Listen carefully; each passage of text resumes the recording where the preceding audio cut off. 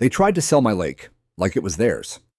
Karen printed maps, brought in buyers, and called it community land. But she forgot one thing. I built that gate. I own the land, and I used to enforce the law.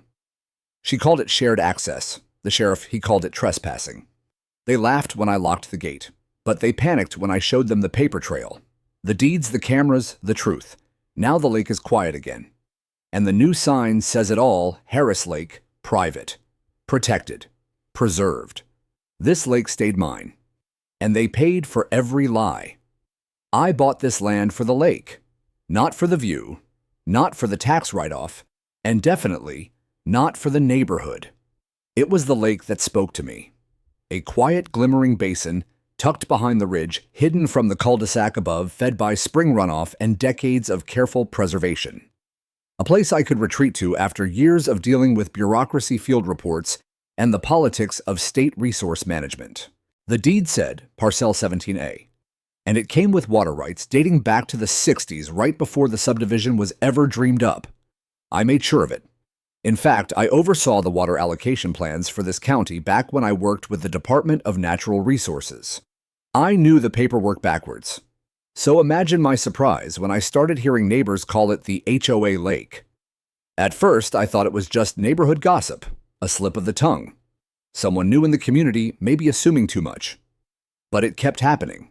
One woman jogged by as I was cleaning out algae and said, "Thanks for keeping the community lake so clean." I looked up, blinking. "It's not a community lake," I said. She laughed awkwardly. "Oh, I thought the HOA said it was part of the amenities." That made my chest tighten. I brushed it off at first. But the signs kept coming, literally. 2 weeks later, I drove up to find a brand new wooden post hammered into the trailhead leading to my dock. A white painted sign read HOA Lake, no glass, no dogs, no camping. The HOA's logo sat stamped at the bottom right next to a QR code linking to a page titled Lake Rules and Guidelines. My name wasn't on any of it. I ripped the sign out with my bare hands, loaded it into the back of my truck, and drove straight to the HOA office. The office wasn't even a proper building, just a rented room above a fitness studio. But the nameplate was big and bold: Springview Bluffs HOA Karen Delaney, President. I knew of Karen. Everyone did. Red blazer, pearl earrings, always carrying a clipboard, and that tight artificial smile like she was selling you something. Probably your own backyard. The receptionist tried to stop me, but I stepped right past her. Karen was standing by the window, tapping on a tablet, probably updating someone's violation notice. She looked up chipper as ever. "Oh, Mr. Harris, lovely day, isn't it?" I dropped the sign onto her desk. She blinked. "Is there a problem? You put a sign on my land." Karen pursed her lips as if she was the one inconvenienced. That lake has always been used by the neighborhood. It's part of our natural shared space, like the greenbelt or the hiking trails. "No," I said firmly. "It's private property, deeded, recorded, and you know that." She tapped her fingernail on the desk. "Well, I believe our charter outlines access to surrounding nature assets, Karen. Unless you've bought a time machine and gone back to rewrite the water rights in 1967, you have no authority over that lake." There was a beat of silence, her eyes narrowing just enough to show the wheels turning behind them. "We'll look into it," she said coldly. "No. You'll remove the signs and notify your members to stay off private land. This is your only warning." I walked out. I'd hoped that would be the end of it. But with people like Karen, it never ends. It escalates. A week passed, then 2. I didn't see any new signs, but I started noticing more foot traffic down by the water. Families I'd never met fishing rods, Cooler's kids running barefoot through my trees. Someone even set up a hammock between my pines. One morning, I found tire marks leading to the back path. A small party had been held at my dock. Empty beer cans, a paper plate still smeared with barbecue sauce, and a folded lawn chair with a Springview Bluffs HOA sticker on the back. That was the moment the peace of this place cracked. That lake wasn't just water. It was years of solitude, legal battles, carefully managed runoff, and weekends spent repairing spillways and cleaning moss. It was mine, not theirs, and certainly not hers. I posted no trespassing signs around the perimeter. I even printed a copy of the property boundary map and laminated it to a board near the trail entrance. I thought maybe, they'd get the message. But 3 days later, I got a call. It was Tom, one of the only neighbors I trusted. "Hey, just thought you should know. Karen's planning a community cookout. By the lake." I blinked. "My lake," he sighed. "She put out a newsletter. Says the HOA secured access to shared outdoor amenities and is hosting a barbecue next Saturday. Live music and all." My hands clenched the phone. Did she mention permission? Nope. In fact, she told people they didn't need to ask. I didn't even hang up properly. I just grabbed my keys and drove down to the trail entrance. Sure enough, a fresh sign had been hammered up again. This one was bigger. It read HOA Lakefront Barbecue, Saturday 3 p.m. Bring a dish, kayaks welcome. She even included a little sketch of my dock. That night, I didn't sleep. Instead, I stayed up printing documents. Deed copies, water rights certifications, an affidavit from the county engineer confirming parcel boundaries. I loaded it all into a binder. Then I called a friend of mine, a sheriff's deputy I'd worked with during a stream diversion case years ago. I asked him a simple question. If someone plans a party on private land, can you stop them? He answered, "If you have clear evidence, it's yours, and they refuse to leave. Absolutely. That's criminal trespass." I hung up. The next day, I went to the hardware store and bought a heavy-duty steel gate thick enough to stop an ATV. I paid cash and drove it back myself. I wasn't going to let this turn into a circus. Not on my land. Not on my watch. That was the day the war over the lake began. By Friday morning, the gate was installed. It wasn't just any gate. It was industrial reinforced with a steel frame and secured by two 12-inch concrete footers I'd poured myself. The kind of gate that says you don't belong here. I didn't even wait for HOA reaction. I posted laminated notices on both sides. Private property, no trespassing. Violators will be reported. Deed number 17A. Water rights documented. I made sure the words were bold, legal, and undeniably aggressive. The kind of language even the most entitled board member would hesitate to argue with. For good measure, I sent a certified letter to the HOA office with copies of the property records and a note, "This land and lake are private. Any attempt to access, manage, or sell any portion will result in civil and criminal action. You've been notified." By the time I finished, I actually felt something like relief. Like maybe the storm was passing. I was wrong. Saturday morning, the day of the so-called barbecue, I woke up at dawn and drove down to the trail entrance to check the gate. No damage. Still locked tight. No sign of Karen. I brewed coffee and sat at the ridge, overlooking the lake from my porch. It was quiet. Fog skimmed the surface of the water. Birds stirred in the trees. For a few hours, it felt like the lake was mine again. Then around 10:45 a.m., my phone buzzed. Tom again. "You need to get down here," he said. "Now? What's going on?" She put up new signs, big ones, HOA branded, says the lake is being opened for viewing today, and someone's setting up folding chairs at the dock. I didn't say a word, just grabbed my keys and drove. The moment I turned onto the gravel road near the entrance, I saw it. 3 freshly installed signs, bright red and white, had been hammered into the trail posts, not subtle printouts like before. These were professionally made metal signs, bolted into wooden frames. Springview Bluffs, HOA Community, Lake Access, Open House today. Please check in at dock. Another sign said, "New lakefront, phase coming soon, join the waitlist." It had a phone number at the bottom. Karen's. My stomach dropped. And just like that, I realized this wasn't about neighborhood barbecues or residents swimming where they shouldn't. Karen was trying to sell my lake. I parked the truck crooked across the trail entrance and stormed down the slope. At the edge of the lake, a dozen folding chairs had been set up. Balloons. A plastic table with HOA-branded pamphlets fluttered in the wind. There were even 2 easels holding poster boards.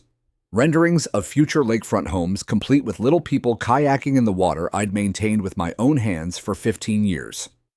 Standing near the dock was Karen, clipboard in hand, smiling wide as a couple in matching fleece jackets walked past her. She turned when she saw me.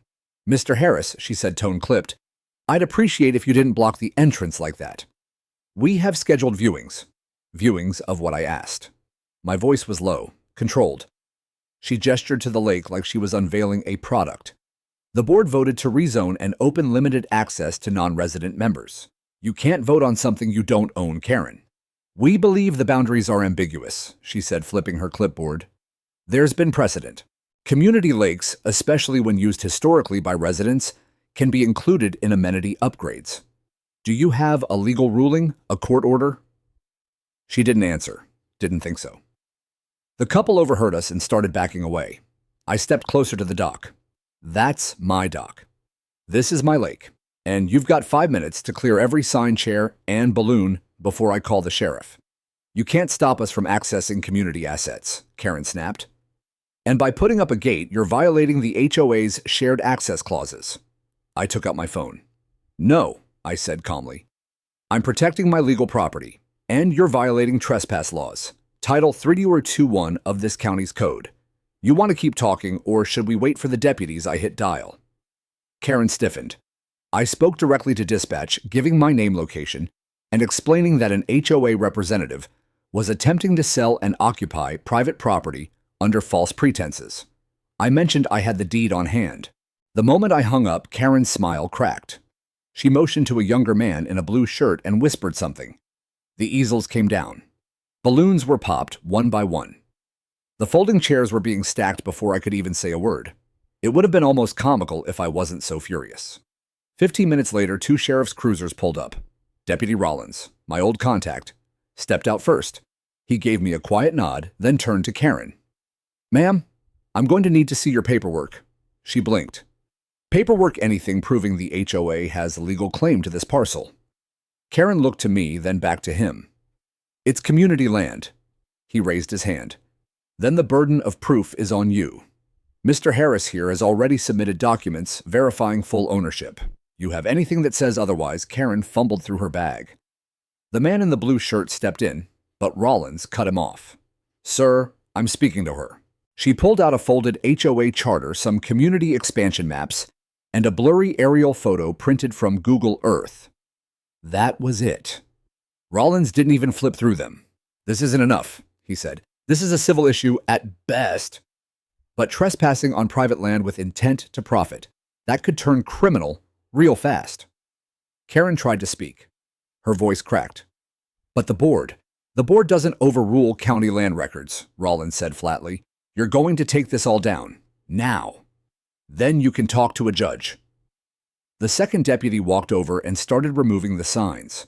The couple that had returned to their car sat stunned watching it unfold. Karen turned to me, her face flushed. This isn't over, she hissed. I didn't flinch. You're right. Now it's official. She gathered her things and stormed up the trail. I stayed behind watching the dock return to silence. The wind rustled the trees. The water shimmered in the sun. For now, the lake was safe. But something told me Karen wasn't done yet. I thought the sheriff's visit would knock some sense into her. For a moment, it seemed to work. The lake was quiet for several days. No signs, no strangers. Even the trail looked abandoned, like the HOA had quietly erased all traces of the fiasco. But people like Karen don't retreat. They regroup. And when they come back louder. The first hint of trouble came from the smell. Sweet smoke drifting through the pines, too rich and savory to be from any lone grill. I was at the south end of the property repairing the dock cleats after a stormy night when the scent hit me, hickory wood sizzling meat and charcoal. I followed it like a bloodhound. By the time I crested the slope near the north trailhead, I saw it, an entire barbecue setup planted just 30 feet from my lake. Canopies, coolers, tables loaded with condiments and aluminum trays, a sound system humming with pop country music. And right in the middle of it all stood Karen, microphone in hand, welcoming a crowd of no less than 30 people. Families, kids, elderly couples, all gathered around picnic tables that hadn't existed there the day before. Some sat in fold-out chairs placed on my shoreline. Others were already dipping their feet into the lake. A row of kayaks was stacked along my private dock, my dock, and a chalkboard sign read, Springview HOA Community Cookout Burgers. Hot dogs. Kayaking. Family fun. I froze. It was broad daylight, midweek. And she'd done this again, only bigger. No notice, no warning, just occupation. One man, a balding guy in cargo shorts holding a hamburger, noticed me standing near the trees. He waved. "Hey, you the guy who takes care of the lake." I didn't wave back. Karen spotted me soon after. She walked over slowly, still holding the microphone, her red blazer unmissable in the crowd. "Mr. Harris," she said smoothly, smiling like we were old friends. "We were just about to do the paddleboard demonstration. You're welcome to say a few words. Get off my property." She sighed. "Look, I understand your concerns, but after our last disagreement, the board reviewed some older usage records. For years, this lake has been enjoyed by the community. That history matters. History doesn't override a deed. We believe that it does under community stewardship clauses. It's in the charter, Karen." I said through clenched teeth, "This isn't a policy debate. It's criminal trespass. Again. You can't call the police every time we gather." "You're right," I said. "This time I'm calling a lawyer." She flinched. Then for the first time, her smile slipped just a little. A thin crack beneath the professional facade. "You're escalating something that could have been collaborative," she said tightly. "We could have worked together. You tried to sell my lake. I opened access to something that's benefited the whole community for decades." I took a step closer, lowering my voice. "You held a real estate event. You listed parcels that aren't yours. You brought buyers here. Now you're hosting a public event on private land without permission. This isn't a misunderstanding. It's strategy. And I've got everything documented." Karen glanced sideways, maybe checking who was listening. I didn't wait. I turned and walked straight to the dock. 3 teenagers were about to launch a kayak. I stopped them gently. "Hey kids, this is private property. I need you to bring that back to shore, please." They looked confused, then shrugged and turned around. One of them muttered, "Karen said it's the HOA lake." "Exactly." I snapped photos of everything. The banners, the people, the tables, the sound system. Then I filmed a slow panoramic video and emailed it directly to my attorney, subject line, "Unauthorized event, trespassing evidence." Within minutes, he replied with 4 words, "Send deputy. I'll file." So I called the sheriff again. When the cruisers rolled up, I could practically hear the music skip a beat. Several guests started gathering their things without being asked. Karen didn't approach the deputies this time. They came to her. I stayed at the dock, arms crossed, as Rollins and another officer spoke with her near the speaker stand. I couldn't hear the words, but I saw the tension, saw her gesture to the lake, then point at the trail. She handed them a folder probably filled with irrelevant HOA bylaws and color-coded maps. Rollins shook his head. The other deputy stepped toward the soundboard and flicked the power off mid-song. Silence fell over the crowd. "Ladies and gentlemen," he announced, "this event is taking place on private property. We are asking everyone to please gather your belongings and exit immediately." There were grumbles. Someone spilled a drink, but people obeyed. Slowly, reluctantly, the tables were folded. The kayaks dragged back to Karen's SUV. A few parents gave me awkward glances as they left, like I'd ruined their summer picnic, but I didn't care. I'd had enough. Karen, however, lingered. As the crowd thinned, she walked over once more, voice low. "This is harassment." "No," I replied calmly. "This is called defending what's mine." "You think you can scare me with lawyers and threats?" she said, narrowing her eyes. I took out my phone again and showed her the live video feed from a trail cam I'd installed near the event site. Then another from a camera on the dock. Clear views of every unauthorized activity. Every person, every banner, every table. "Karen, I said you just committed a major HOA violation. But more importantly, you've personally opened yourself and the entire board to legal exposure. And I'm going to make sure every homeowner who didn't approve of this hears the truth." She stared at the screen for a moment. Then she turned and walked away without another word. When the last car was gone and the dust settled, I locked the gate again and sat on the edge of the dock. The sun was dipping low, painting the water gold. I'd defended my land once again. But the war wasn't over. It was just getting more official. This wasn't just Karen's crusade anymore. It was shaping up to be a full-blown legal siege between private rights and HOA overreach. And I was ready for it. I was on my second cup of coffee when I saw them. Two men in high-vis vests with reflective stripes and clipboards walking slowly along the gravel road just outside my gate. One of them had a rolling measuring wheel. The other carried what looked like a drone case. They weren't kids either. Professional, middle-aged, quiet, and efficient. They didn't wave. I set my mug down and stepped out onto the porch. My land slopes gently from the ridge to the lake, and from my vantage point, I could see them scanning the perimeter fence with casual precision. They weren't lost hikers or neighbors out for a stroll. They were surveyors. I walked down the hill keeping my steps steady. No need to charge in swinging. Yet. When I reached the locked gate, one of them looked up. "Morning," he said. Friendly enough. "You gentlemen lost?" I asked. The second man glanced at a tablet, just taking some measurements of what this property line. I leaned against the gate. "Whose orders?" They exchanged a glance. "We were contracted by the Springview Bluffs, HOA," the first man finally said. "They requested an updated land use map for future development considerations." I smiled. Cold, slow. "Well, you're standing on county land, so technically you're fine. But point that camera or drone 1 foot past this gate, and you're trespassing." He nodded, polite but firm. "We're just here to collect data. Nothing invasive." "Then let me save you some time," I said, pulling out my phone. I scrolled to my deed snapshot, then flipped to the 1967 water rights certificate. This lake dock and the 20 feet of shoreline are entirely within Parcel 17A. Deeded, surveyed, recorded. If your client thinks otherwise, they can file a motion. The second man hesitated. "We don't do legal stuff. I know. But you'll want to make sure your notes reflect that this is private, not HOA territory. If not, your firm might be dragged into something you didn't sign up for." That landed. He blinked and lowered the drone case. "Copy that, sir." They didn't enter.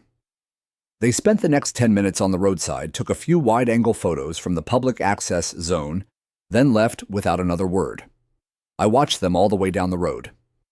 Later that night, I called a buddy of mine, Dan, an old colleague from my time at the Department of Natural Resources. He still worked in GIS and survey regulation. "I just had 2 guys show up taking measurements along the lake," I said. "Contracted by the HOA. Dan whistled. "That's bold. They said it was for future development considerations." Sound familiar? Too familiar. If they're surveying your land, someone's trying to fabricate usage claims, probably for a reclassification request.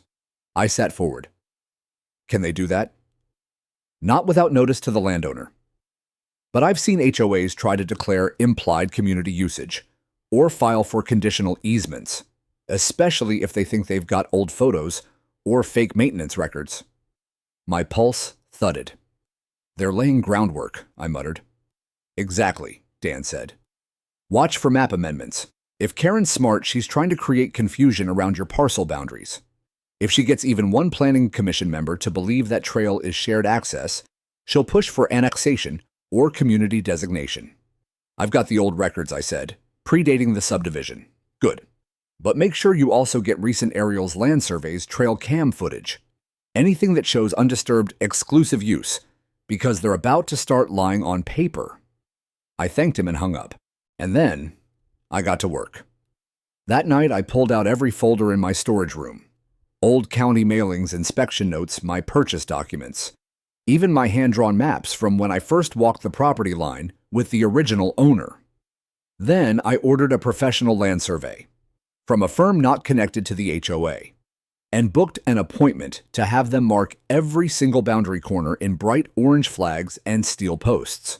Let them try to argue with cold iron and GPS-tagged data. 2 days later, I received an email from the Springview Bluffs HOA Expansion Committee. "Dear Mr. Harris, as part of our 2025 Community Growth Initiative, the Springview HOA is conducting an updated audit of natural amenities within our district. We'd like to formally request access to your lakefront area for the purposes of evaluating shared stewardship, potential community recreation alignment, and ecological integration. Please respond within 7 days. Non-response will be considered consent for limited preliminary review. Sincerely, Karen Delaney, President, Springview HOA." My hands shook from laughing. "Non-response will be considered consent," I muttered. "Not a chance." I drafted a reply immediately. To Ms. Delaney and the Springview HOA, your request is denied in full. My property, including the lake, is not and has never been under HOA jurisdiction.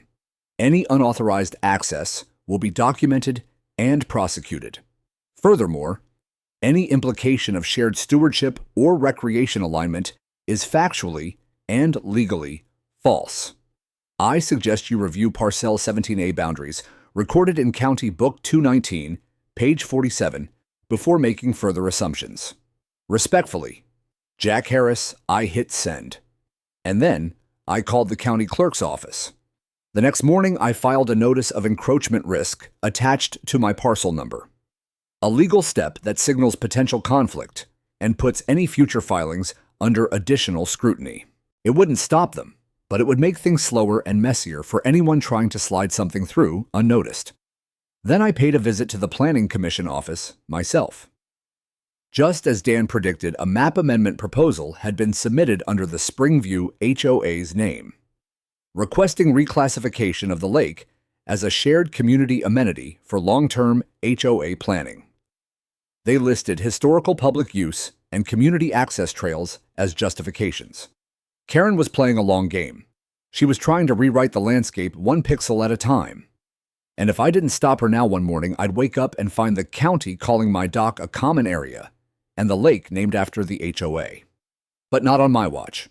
Not while I still had breath boots and a binder full of truth. If Karen thought she could outmaneuver me on paper, she forgot who she was dealing with.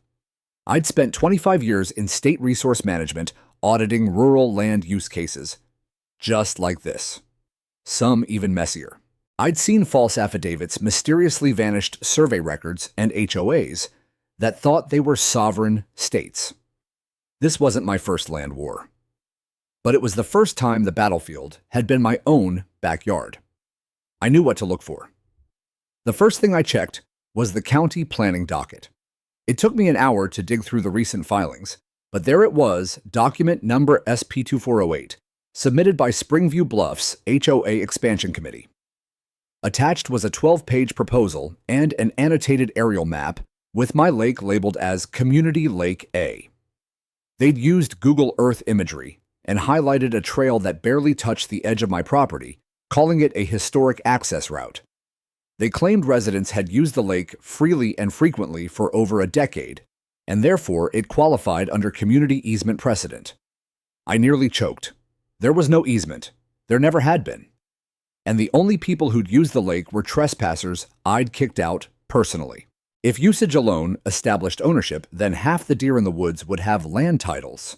Still, they were building a paper fortress. If I didn't dismantle it piece by piece, a lazy clerk or biased commissioner might let it stand. I pulled out my land records. Not just the deed. I went deep.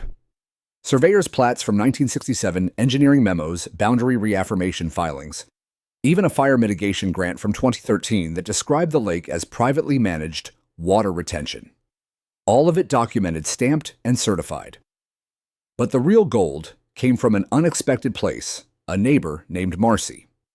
Marcy lived 3 doors down from me, a retired librarian who'd been in the neighborhood since it was still a construction zone. She rarely got involved in anything HOA related, but she remembered everything.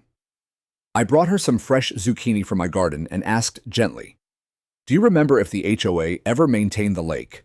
Any cleanups, organized access permits?" She laughed. They tried once. Back in maybe 2010. Karen wasn't even on the board yet. They tried to install a bench by the North Trail. You threatened to sue them and the bench disappeared overnight. I blinked. That was this HOA. She nodded. Yep, they never tried again. Until now, I guess. I pressed a little further.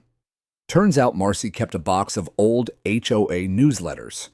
I flipped through them on her sunroom table and found what I was hoping for, an old Springview Bluffs flyer from 2015 that explicitly stated, "Reminder the lake located south of Ridge Trail is privately owned and not governed or maintained by the HOA." I nearly kissed the page. I took a photo, then asked if I could borrow the physical copy. Marcy agreed. Next stop, county archives. This part was slow, boring, and buried under decades of dust. But I found an original floodplain designation for the area dating back to 1973, and it clearly marked the lake as privately retained for flood overflow, excluded from neighborhood development zones. That wording was critical, because if the lake was excluded from the development overlay, the HOA couldn't retroactively claim it as a shared feature. Not without reapplying rezoning and surviving a public hearing, which meant they hadn't done their homework. I made copies of every relevant record. Then, as I was digging through the last drawer, I found something that made my blood run cold. A provisional maintenance request filed 2 weeks ago, signed by Karen Delaney, requesting county approval for minor grading and recreational path clearance along the lakefront area.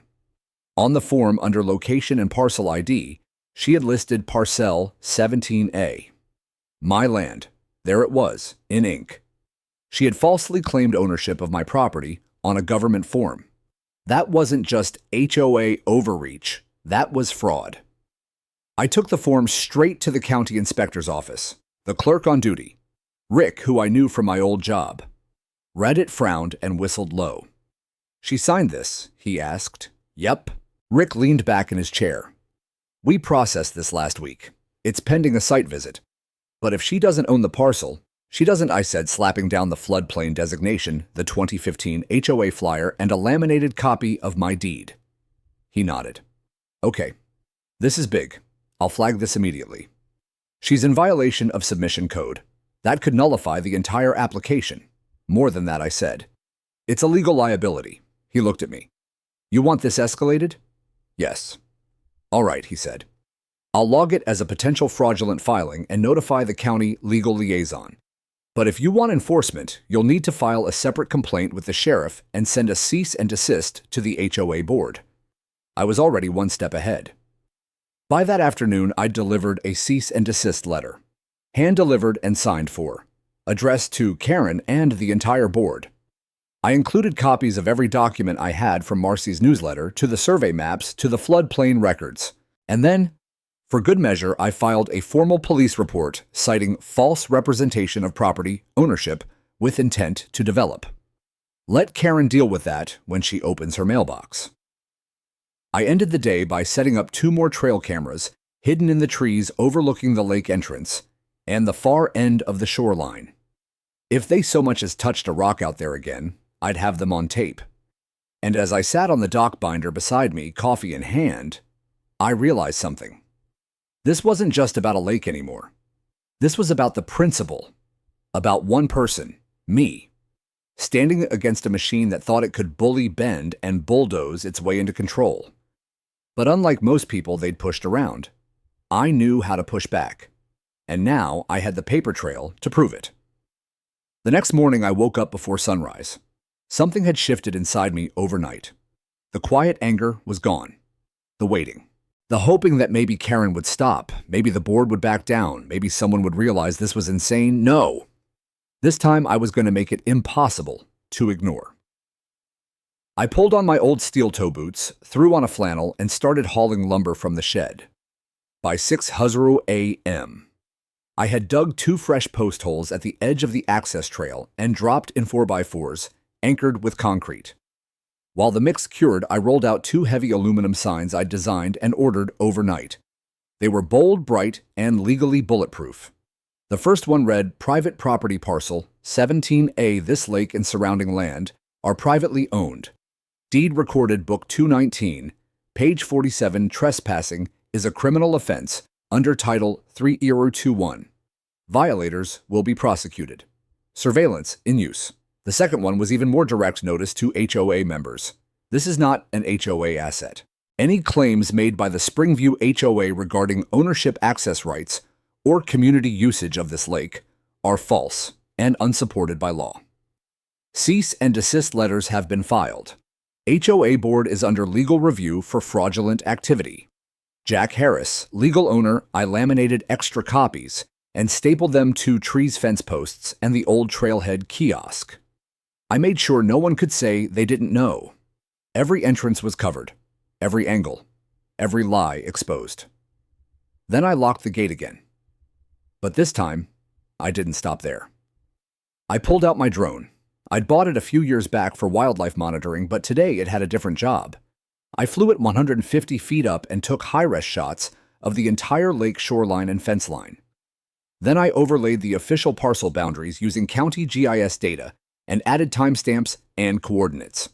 I posted it all to a new website I built in an afternoon, www.mylakeisnotyours.com.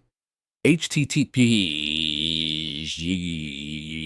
lake is not yours.com. I kept it simple. A banner headline, "This is not HOA property." Underneath, map overlays, deed copies, timeline of events, video evidence of trespassing, scanned copy of the fraudulent HOA filing, contact information for the county inspector and sheriff's office PDF downloads of all legal documents. By noon, the site had over 400 visits. By 3 p.m., I had emails from 5 different neighbors, some shocked, some angry, but all saying the same thing: I had no idea they were doing this. And then I got the big one. Tom, the neighbor, who'd tipped me off about the barbecue, forwarded me a scanned copy of the HOA's internal newsletter, the one Karen sent out just days before the barbecue. It had a section titled Lake Access Update, and in it, Karen wrote, "Thanks to board initiative and decades of shared enjoyment, Springview is proud to announce upcoming improvements to the community lake area, including upgraded signage and family-friendly access zones. Full plans will be shared at next month's HOA meeting. We appreciate your support as we reclaim our natural spaces for everyone." Reclaim our spaces. The arrogance was astonishing. That night, I printed that newsletter in full color and nailed it to a post under my sign with a big red stamp across it that said, "Misleading. Not legally valid. See proof below." And that's when things began to turn. The next day, I noticed people driving slower as they passed the gate. 2 cars stopped entirely. A couple I didn't recognize took photos of the signs, then waved awkwardly before driving off. By sunset, I had 3 voicemails from residents, polite but nervous. "Hi, Mr. Harris. We just wanted to ask about the lake. We thought it was common space, but now we're not sure. Sorry if we overstepped." Another said, "I've lived here 6 years. No one ever told us it was private. If I'd known, I wouldn't have let my kids near it. Please don't press charges. We honestly didn't know." I returned every call, kindly, calmly, professionally. I told them I wasn't mad at them, that I understood they'd been misled, that my issue was with the board, not the families, and they thanked me for the honesty. That night, something incredible happened. Someone slid an envelope under my front gate. No name. Just a handwritten note inside: "Karen's gone too far. Thought you should have this." Inside were 2 pages of board meeting minutes, typed and printed, detailing a private discussion from last month. The header read, "Non-public HOA planning session." Under discussion topics, 1 bullet stood out: strategic rebranding of lakefront property as common use amenity. Long-term goal: increase property value potential. Phase 4 development. Owner resistance noted. Recommend continued narrative control. Narrative control. They weren't just lying. They were coordinating it. This wasn't a misunderstanding. This was a campaign. And now I had written proof. I scanned the documents, uploaded them to the site, and added a new page titled Internal HOA Strategy Exposed. By the following morning, traffic to the site had tripled. Karen must have seen it, because by 10 a.m., she was standing at my gate, red blazer, clipboard. But this time, no smile. She didn't call out. She just stood there for a minute looking at the signs, the locks, the cameras. Then she turned and walked away. She didn't leave a note, didn't speak. But I knew what that silence meant. She was regrouping. Again, letter. Because now I wasn't just defending my lake. I was leading the resistance, and more people were starting to see who Karen really was. It was a Thursday morning when she came back, and this time she brought company. I was stacking lumber by the shed, halfway through prepping some fence repairs, when I heard the tires crunching up the gravel road. 2 vehicles, a silver Audi SUV and a black Lincoln with tinted windows, stopped just short of the gate. I ducked behind the pine row and watched from a clear line of sight. Karen stepped out first, still the red blazer, still the clipboard. But this time her posture was sharper. shoulder squared, chin high. This wasn't a casual HOA visit. It was a presentation. From the second car emerged a man in a tailored gray suit, clean-shaven mid-40s, patent leather shoes that didn't belong anywhere near the woods. He stepped onto the dirt path with a confident air, the kind of guy who thought property lines were just paperwork waiting to be rewritten. I stayed in the trees, quiet, observing. Karen pointed at the lake, gesturing broadly like a cruise director showing off an ocean view. I couldn't hear their words, but her body language was all too familiar selling. She walked the man along the fence, showing him the shoreline, the trailhead, even my dock in the distance. Then she did something that made my stomach twist. She unlocked the old trail gate. She had a key, my key. I'd replaced the lock last week, but I'd left the old rusted one hanging on the lower chain out of habit, thinking no one would bother. She'd taken it, used it. Now she and the suit were stepping onto my land. That was it. I hit the button on my phone. The trail cam I'd installed above the entryway. A sleek camouflaged unit wired to a motion alert system had already started recording, but I wanted more. I had a friend parked 2 ridges over with a drone already in the air, waiting for this exact moment. We'd planned for this.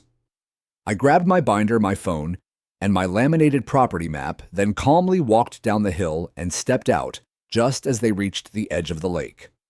Karen turned when she heard my boots on gravel. For a split second, I saw the flicker of surprise. Then she recovered. "Mr. Harris," she said, overly sweet. "I was just giving Mr. Bellamy here a quick tour. He's interested in helping us develop the lakefront. Responsibly, of course." "Mr. Bellamy," I nodded. "Did she mention this isn't her lake?"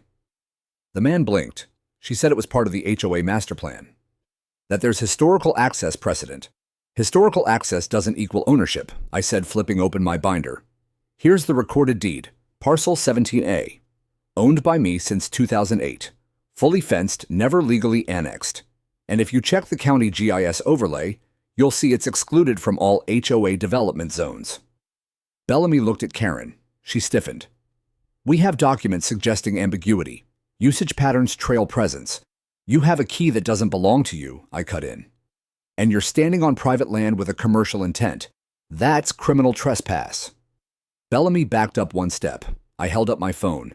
"Say hi to the drone." He looked up. A soft whirring filled the air. The drone hovered just above tree-level camera, pointed squarely at them. Karen's face twitched. I turned to her. "You broke into private property to give a real estate tour. Do you understand what that means?" "It wasn't breaking in," she snapped. "The gate was unlocked." "No. You used an old key that wasn't yours to regain access after a legal warning and multiple cease and desist notices. That's unauthorized entry with documented intent to profit." Bellamy cleared his throat. "I think there's been a misunderstanding. I'm just a consultant. You're part of an attempted property scam," I said coolly. "And you're on camera." He turned pale. I'm leaving." "Good idea." He walked, fast, back to his car. Karen stayed behind, fuming. "You're going too far," she said. "This is harassment." I stepped closer, calm, controlled. "No, Karen. What you're doing is impersonating ownership, falsifying access, lying to your neighbors, and now you're dragging outside investors into it. I was trying to raise community value. You were trying to build a legacy, put your name on something. Turn my lake into your little HOA fantasy park. And you knew it wasn't yours." She started to speak, then stopped. Then, almost reflexively, she pulled out a printed page and held it up like it was a get-out-of-jail-free card. It was an old satellite image, annotated in red, showing a trail from the main neighborhood down to the lake. "See, this path was always used by residents. It connects to our greenbelt. It implies nothing," I snapped. "And you'll get to explain that to the sheriff." I called him, again. 10 minutes later, Deputy Rollins rolled up the road. By then, Karen was pacing. She tried to intercept him with a flurry of printed HOA charters and usage maps. Rollins didn't even glance at them. "Did you unlock that gate, ma'am?" he asked. "I used a key I had access to," she said. "That's not what I asked." She hesitated. "Yes," she said. He turned to me. You want to press charges? Not yet, I said. But I want it on record. I want her formally warned that next time it won't be a conversation. Karen's mouth fell open. You can't threaten me. I'm not threatening, I said. I'm documenting. Rollins nodded. I'll file it. You've got drone footage already uploaded. He turned to Karen. Ma'am, you're lucky he's giving you grace. Don't come back here again, and don't bring clients. He handed her a copy of the incident report and left. Karen lingered a moment longer, eyes burning. Then she turned and walked back to her SUV. This time, I made sure she watched me relock the gate with a brand new reinforced padlock and hang a fresh sign, Attention Trespassers. This property is actively monitored by law enforcement and legal counsel. Attempted sale or development of this land is a felony. Ask your HOA president why she's under investigation. Karen stood frozen for a few seconds, reading every word. Then she got in her car and drove off without looking back. I stood in silence, listening to the breeze ripple across my lake. I didn't need to raise my voice. I didn't need threats. I just needed the truth cameras and the law on my side. And now the whole community was watching. It was time they knew who I really was. Up until now, I'd kept my background quiet. I'd let my paperwork and patience do the talking. But watching Karen twist the truth, watching her weaponize confusion, bureaucracy, and neighborly trust, that was the final straw. She wasn't just targeting me anymore. She was dragging my name through HOA meetings, framing me as some cranky landholder standing in the way of community progress. I'd seen the flyers, heard the whispers. A neighbor told me Karen was telling people I'd bought the lake by accident and was refusing to cooperate with long-term plans. She was rewriting the narrative.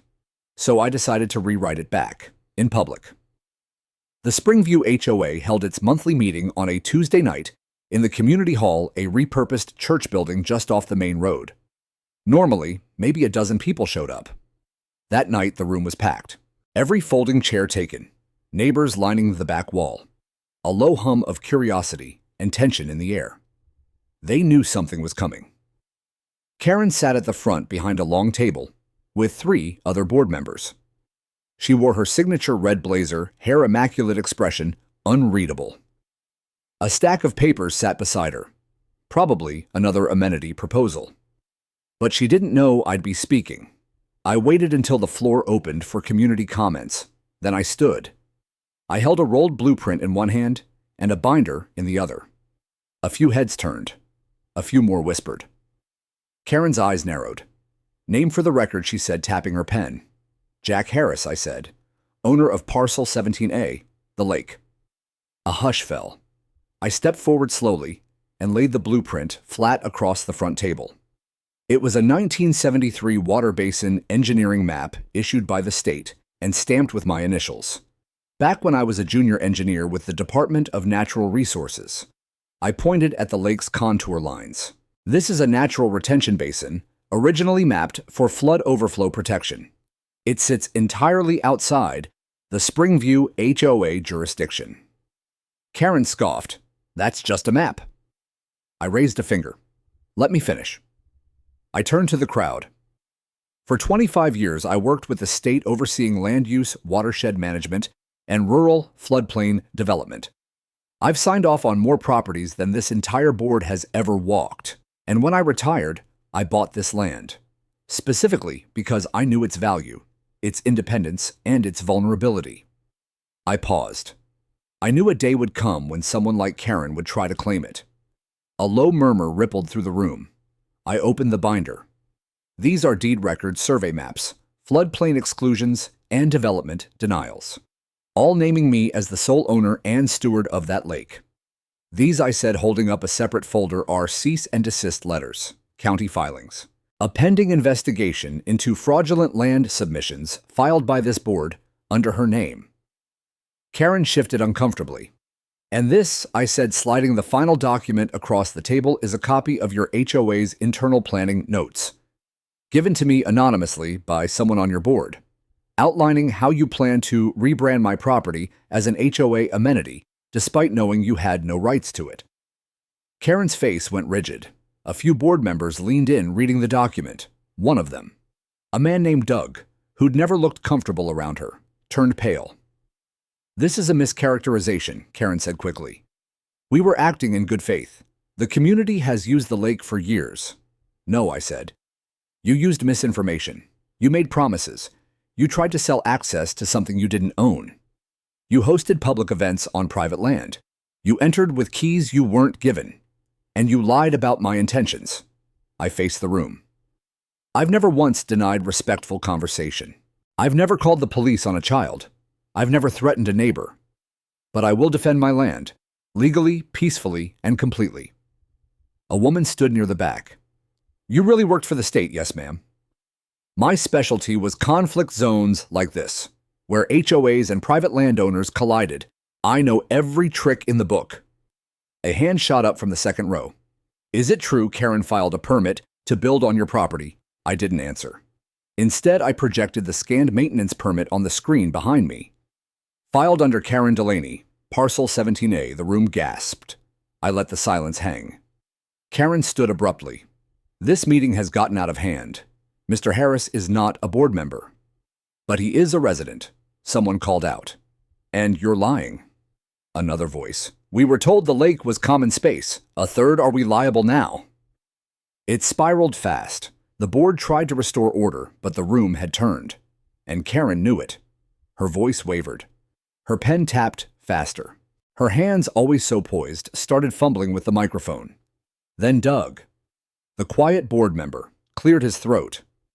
"I'd like to make a motion," he said, standing slowly, "that we table all discussions related to the lake pending legal review and suspend any development planning tied to parcel 17A. Seconded, voted, carried. Karen looked like she'd swallowed glass. As the meeting ended, people came up to me, shaking hands, apologizing, asking questions. One man offered to write a letter of support. A woman asked if her son could help install trail cameras. The narrative had flipped, and Karen, she left through the side exit. Didn't even pack up her materials. She didn't say a word. But her silence told me everything. The battle for the lake wasn't just legal now. It was personal, and she'd lost control of the story. I walked out into the night air, cool breeze coming off the water. The lake shimmered under moonlight, still mine, still safe. But not for long, because I knew what came next: desperation. And desperate people don't go quietly. The emergency board meeting wasn't advertised. There were no flyers, no HOA emails, no cheerful reminders about community engagement. But word spread anyway. By noon the next day, 3 different neighbors had told me that the board had gone into lockdown. That's what they called it, lockdown.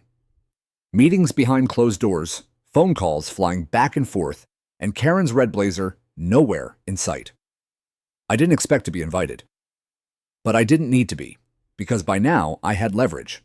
Not just the paperwork or the footage, but the quiet momentum of truth finally catching up, and HOA board members, they're just residents with titles. They panic like everyone else when lawyers get involved. So I wasn't surprised when I got a call that evening.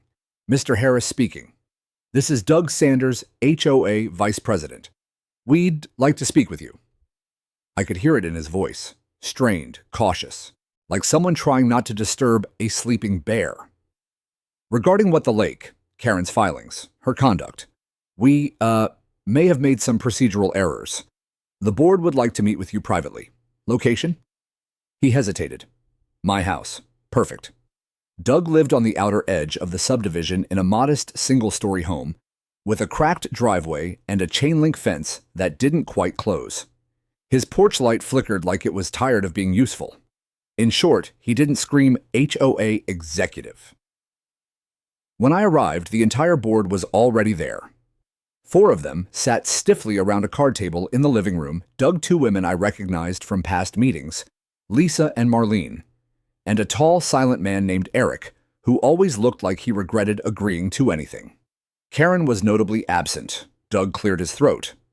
"First off, thank you for coming." I said nothing. Lisa leaned forward, speaking quickly. "We want to apologize, sincerely. We were under the impression the lake was ambiguous. Karen presented it that way. She lied," I said simply. Marlene flinched. Doug nodded slowly. "Yes, that's become clear. We saw the documents. We saw your presentation. And frankly, we're concerned. Concerned, I repeated. He exhaled. This isn't what we signed up for. None of us knew she filed a permit using your parcel number. She didn't show us the final application. And this whole community amenity narrative, that was her idea. And you went along with it. Lisa looked down. We trusted her. She's persuasive. Eric finally spoke, voice low. She told us you wouldn't fight it, that you didn't care, that you were some loner with no connections. I almost laughed.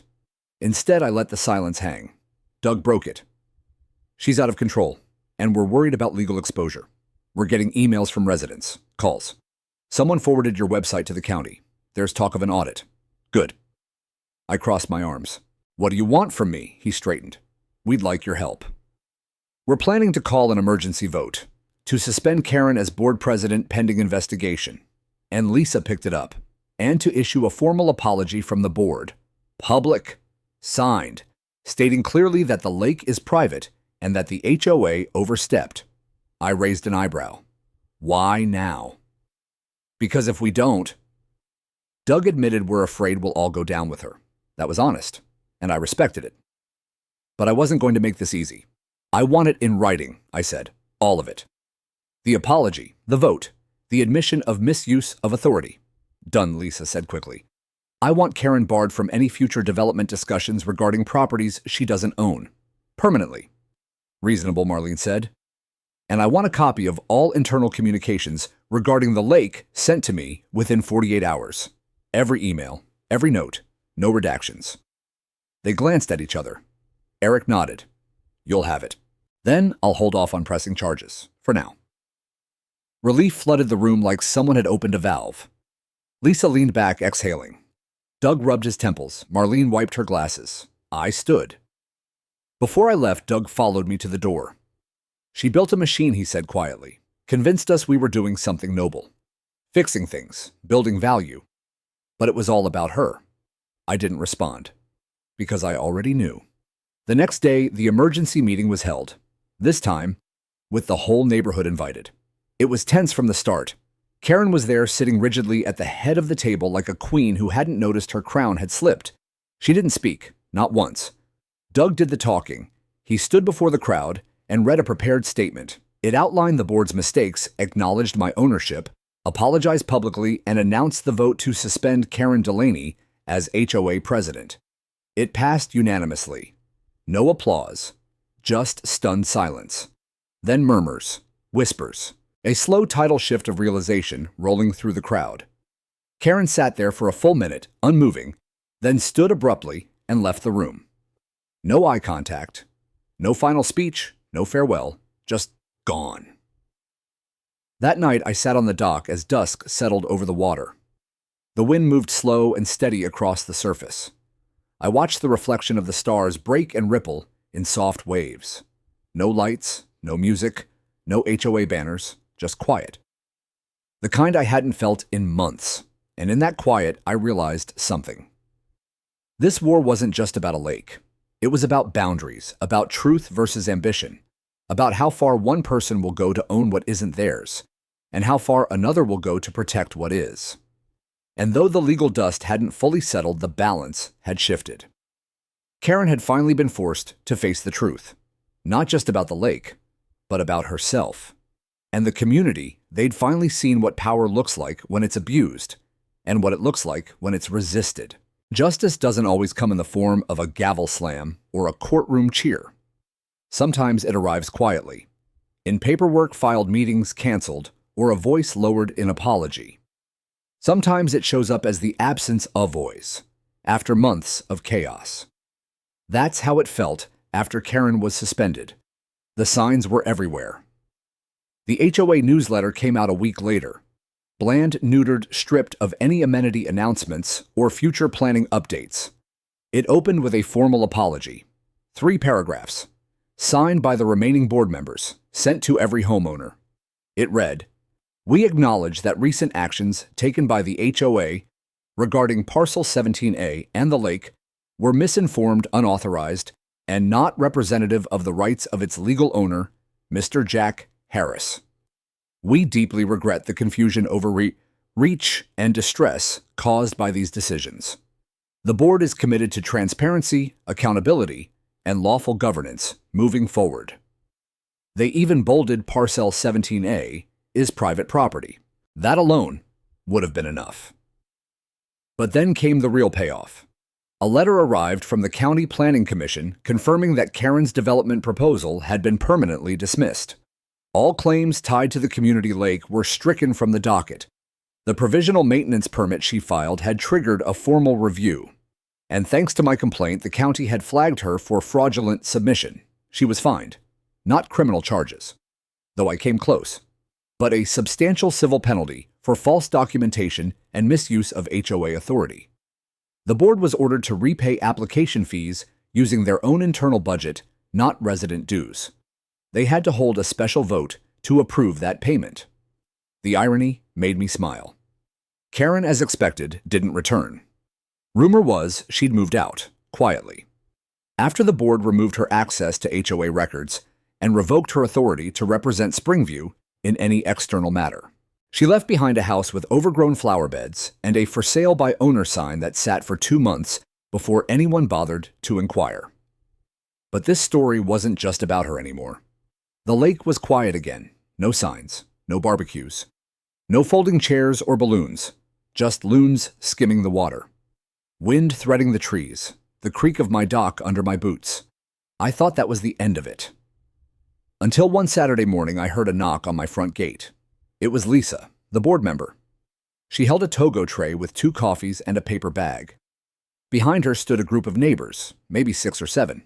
Tom was there, Marcy, even the guy who'd once tried to fish off my dock without asking. I walked down cautious, unsure what this was. Lisa smiled nervously. "We wanted to thank you," she said. "For what? For not giving up on the truth." Tom stepped forward. "For reminding us that just because someone wears a blazer and carries a clipboard doesn't mean they own the place." They offered the coffee, the bag of muffins. Marcy handed me a sealed envelope. Inside was a handwritten letter signed by over 30 residents, apologizing for the confusion, thanking me for protecting what mattered, and promising to never let something like this happen again.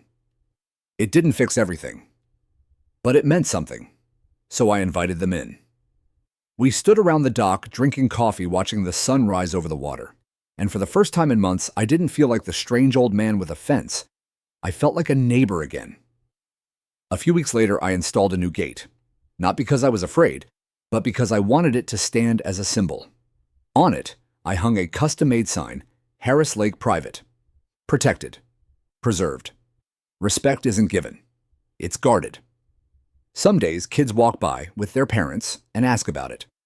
I tell them it's just a little reminder. That land matters, truth matters, and standing up for what's yours is always worth the trouble. Even when it's messy. Even when no one believes you. Even when you stand alone. Because eventually, when the water settles, people remember who stood still while the rest stirred up the mud. The lake is mine, and now so is the peace that came with it.